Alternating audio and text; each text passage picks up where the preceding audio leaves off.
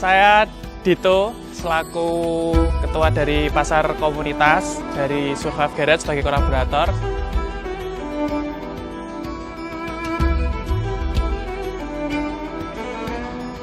Nama saya Iman Abdurrahman.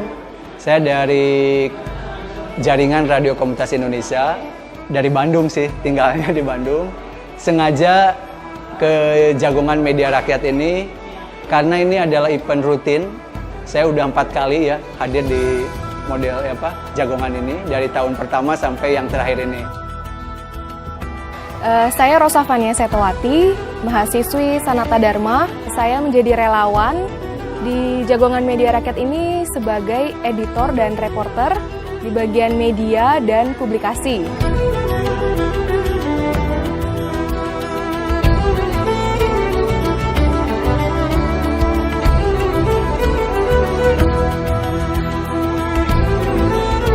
Saya Wahyudi Akmalia, saya bekerja di Pusat Penelitian Kemasyarakatan dan Kebudayaan Lembaga Ilmu Pengetahuan Indonesia.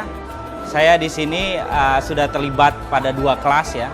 Yang pertama bagaimana mengelola pemberdayaan dan yang kedua tentang bagaimana digital dan aktivisme.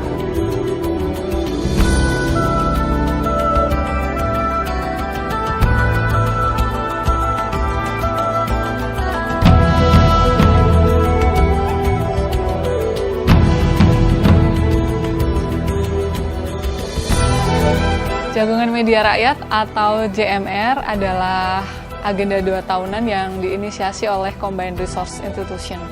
Agenda ini diadakan sebagai bagian dari upaya mewujudkan visi Combine yang ingin membangun jejaring informasi berbasis komunitas.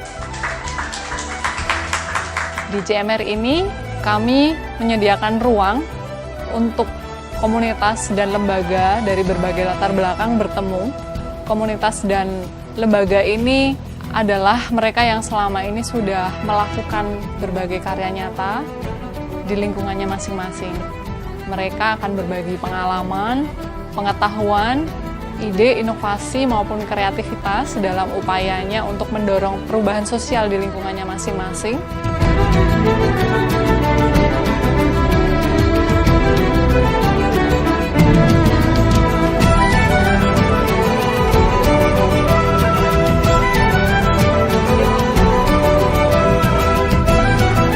Lebih dari 100-an lembaga dan komunitas yang masing-masing sudah membawa cerita, membawa inspirasi, dan mereka akan saling berbagi di berbagai ruang diskusi, ruang lokakarya yang ada di JMR.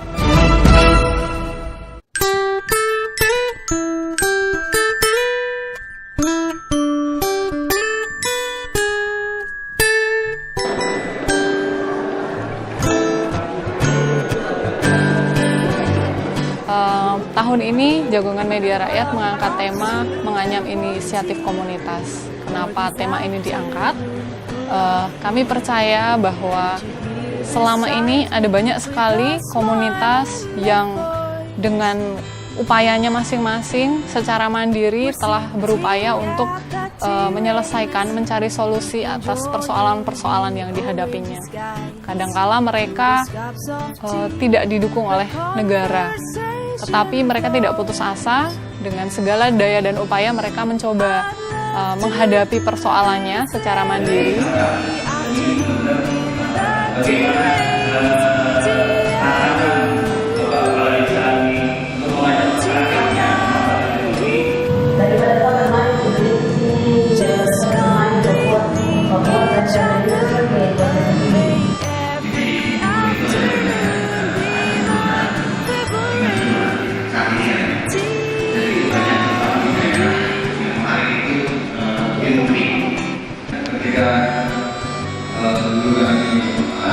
Kalau secara konsep itu kita berbeda dengan tahun 2014. Tahun ini melibatkan banyak organisasi, banyak komunitas, banyak lembaga, tapi kita membatasi isu-isu yang dibahas di JMR 2016 ini. Ada sekitar 25 isu yang menjadi perhatian. 25 isu itu dibagi ke dalam 3 klaster. Ada klaster advokasi, klaster literasi, dan klaster inovasi. Pasar memberikan peluang tapi juga memberikan makanan. Di setiap klaster itu ada topik-topik seperti pertanian, seperti hukum dan HAM, lalu kemudian literasi media, seni dan gerakan sosial, dan macam-macam. Setiap topik itu dikelola oleh lembaga atau komunitas. Jadi setiap teman-teman dari komunitas dan lembaga ini diminta untuk menyusun konsep diskusinya sendiri, menyiapkan narasumber, menyiapkan moderator gitu, sehingga mereka dapat lebih leluasa mengkampanyekan apa-apa, isu-isu apa saja yang sedang mereka perjuangkan. Ada teman-teman dari LBH Jogja yang mengisi kelas diskusi hukum dan hak atas tanah di Yogyakarta. Teman-teman dari komunitas disebut sebagai Paku Bangsa itu dilibatkan untuk memaparkan apa permasalahan apa yang sedang mereka hadapi dan bagaimana teman-teman ini menyikapinya gitu. Pemerintah bisa bersikukuh untuk mensertifikatkan tanah itu atas nama pemerintah desa. LBH memfasilitasi itu dan memberi ruang kepada teman-teman komunitas untuk menyuarakan kepada teman-teman yang punya perhatian yang sama, pada komunitas lain punya perhatian yang sama untuk mau urun rembuk dan berbagi ide, gagasan ataupun solusi terhadap persoalan-persoalan tersebut. JMR 2016 melibatkan komunitas Jipang, jejaring pangan lokal. Teman-teman ini berbasis di Jogja. Jipang ini mempunyai beberapa jejaring, diantaranya Letusi dan Jogja Berkebun. Nah, komunitas-komunitas yang dikelola oleh anak muda ini itu mencoba kembali membiasakan atau mengajak para pemuda ini untuk mau lagi bertani, mau lagi bercocok tanam. Meskipun tidak harus berada di desa, di sawah gitu, tapi memanfaatkan lahan-lahan pekarangan yang kosong gitu. Kita jarang mengenal orang-orang yang memproduksi pangan, maka jejaring pangan lokal ini sebagai sebuah peta untuk merunut atau dinamika masing-masing yang memproduksi pangan ini dengan pangan. Jadi jejaring pangan lokal ini adalah konsep tentang sistem pangan alternatif. Jadi kita merujuk pada sistem pangan konvensional yang itu punya rantai distribusi yang panjang. Jadi kita mencoba memperkenalkan bahwa ada sistem pangan alternatif yang itu terhubung langsung antara produsen dan konsumen. Itu sebagai tanggapan atas perbedaan rentang harga antara petani ketika menjual hasil buminya sampai ke meja makan konsumen. Jadi kita mencoba memotong rantai distribusi pangan supaya menciptakan keadilan bagi petani dan konsumen. Karena selama ini yang hampir luput diperhatikan oleh kita semua adalah kita tidak pernah tahu makanan-makanan yang kita konsumsi itu berasal dari mana. Nah, teman-teman Jepang ini mengajak kita agar lebih aware terhadap apa yang kita konsumsi, lebih peduli terhadap apa yang kita konsumsi.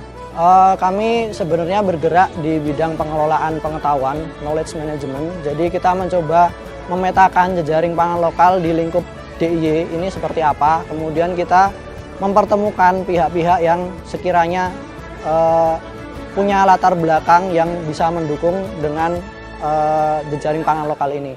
Siapa di sana beri nama menatap. Ada juga gerakan digital yang ditawarkan oleh Change, itu mendorong agar setiap kelas-kelas diskusi ini bisa menghasilkan gagasan, lalu kemudian ditindaklanjuti melalui platform tersebut gitu. Sehingga harapannya isu-isu yang semula, yang awalnya itu tidak menjadi fokus tidak menjadi fokus masyarakat atau netizen di Indonesia, itu bisa kemudian diperhatikan lalu ditindaklanjuti dan berharap bisa menciptakan perubahan sosial gitu. Tentu saja yang lebih baik. Selama ini teknik itu atau metode itu sudah berhasil di berbagai isu gitu. Kalau misalnya di isu anti korupsi misalnya, waktu Save KPK itu tahun 2012 itu berhasil menyerahkan kasus simulator SIM dari polisi ke KPK misalnya. Atau yang terakhir yang rame, kasus Papa Minta Saham, di mana seseorang membuat petisi supaya dia turun, akhirnya dia mengundurkan diri juga. Nah, tentunya bukan hanya petisi yang membuat kampanye-kampanye ini berhasil, tetapi kombinasi antara strategi online dan strategi offline. Ini yang kita lihat banyak petisi-petisi sukses ya karena mengkombinasikan dua hal itu.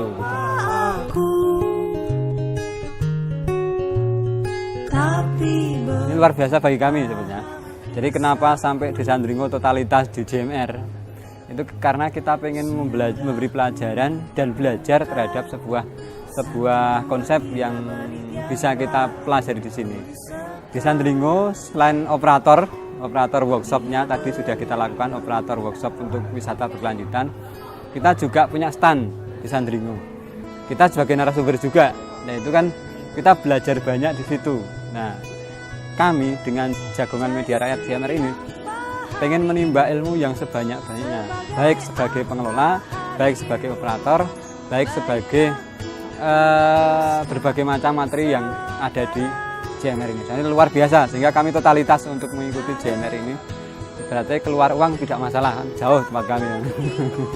Seperti itu, agar kami bisa belajar banyak tentang itu, karena kita pengen di desa pun lahir orang-orang yang mampu memberdayakan dirinya untuk berbuat terhadap desanya. Kita mengikutkan banyak generasi yang ada. Bahkan tadi kita bedol desa, semua pamong kita bawa ke sini untuk mengikuti workshop pariwisata ini.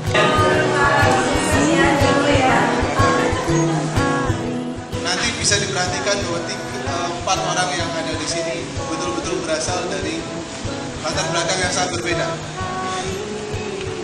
Itu dipertemukan di sini. Sama halnya dengan banyak komunitas, banyak pegiat, banyak orang-orang yang selama ini bergelut dengan komunitas atau bahkan komunitas itu sendiri. Dengan latar belakang yang sangat berbeda, ketemunya di sini. Ini adalah CU yang kita kembangkan. Itu yang saya sebut dengan CU Gerakan. Apa itu CU Gerakan? Pertama, CU Gerakan adalah bukan lembaga keuangan murni. Dia adalah bagian dari perjuangan dari masyarakat untuk melakukan pemberdayaan secara holistik. Sampai saat ini saya jadi bertanya, kira-kira saya ini benar-benar pewaris gitu, pewaris yang dulu bikin candi, atau jangan-jangan saya kutukan yang bikin candi gitu ya? Oh ya tetap koyong ini gitu. Gerak yang sudah kita lakukan ini, saya bergerak ini adalah tari sebenarnya. Tapi biasanya orang tari itu melebihkan atau mengurangi apa yang terjadi di kehidupan sehari-hari. Sehingga ketika mereka mempertahankan adat istiadat dan kemudian ada turis, mereka anggap turis ini adalah bonusnya, bukan tujuan untuk mendatangkan turis. Yang pertama, bagaimana itu korelasi antara CU dengan koperasi? Apakah ruh koperasi itu ada di CU itu sendiri? Soal kualitas hidup dan keselarasan di dalam diri kita masing-masing bisa tercapai tanpa berjaringan, tanpa saling belajar, berbagi, dan sama-sama bergerak, kita selamanya akan menjadi budak. Ketika kita memiliki kesepahaman tentang sebuah gerakan, tentang sebuah rencana perubahan sosial yang diharapkan besar, itu sudah dengan sendirinya mereka bertemu dan pada akhirnya berjejaring.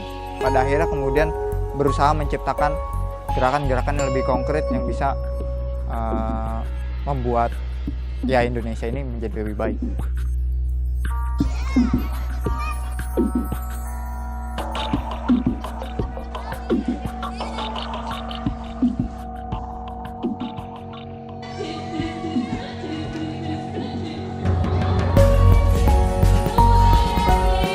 Kami menjalankan ini sebagai titipan leluhur. Itu adalah sebuah media untuk komunikasi antara kami yang fisikal berhubungan dengan yang non fisikal. Keren banget. Satu hal yang kita nggak lihat karena kita kebanyakan di Jakarta gitu. Satu hal yang kita nggak lihat di Jakarta adalah suasana yang seperti ini. Saya pertama kali masuk ngelihat udah poster-posternya keren, foto-fotonya keren, gayanya juga santai, informal, lesehan di bawah. Itu kita nggak lihat. Itu mesti lebih banyak lagi, karena orang kalau misalnya terlalu banyak duduk di meja rapat, ruang tertutup, AC segala macam, itu tidak menginspirasi. Walaupun saya keringetan seperti ini gitu, tapi nggak berasa karena seru gitu. Jadi ini sebuah warna Jogja yang sangat diperlukan oleh Indonesia. JMR ini memberikan pelajaran terbaik bagi kami, pelajaran yang berharga bagi kami, bahwa ternyata desa itu bisa berbuat lebih ketika mau berbuat lebih. Jadi ketika desa itu berani berkreasi, berinovasi seperti yang dicontohkan di JMR ini, ternyata sebenarnya desa itu bisa berbuat lebih daripada JMR ini. Sentilan untuk melakukan sesuatu bersama. Jadi saling timbal balik untuk menciptakan kebermanfaatan yang lebih besar lagi. Bisa melakukan pergerakan dan perubahan. Jadi ini adalah sebuah ide yang metodenya berbeda, tetapi tujuannya sama. Di sini semua pengetahuan bisa berkumpul dan bisa saling dipertukarkan. Fred. Acara yang sedemikian meriah dan juga penuh energi anak-anak muda yang terlibat di sini untuk bagaimana membayangkan dan mengimajinasikan masa depan Indonesia melalui daerah-daerah mereka dan inisiatif pemberdayaan yang coba mereka lakukan. Seperti itu. Berbagi dan sama-sama berpartisipasi dalam sebuah gerakan perubahan. Untuk membangun Yogyakarta ini supaya lebih maju ke depannya.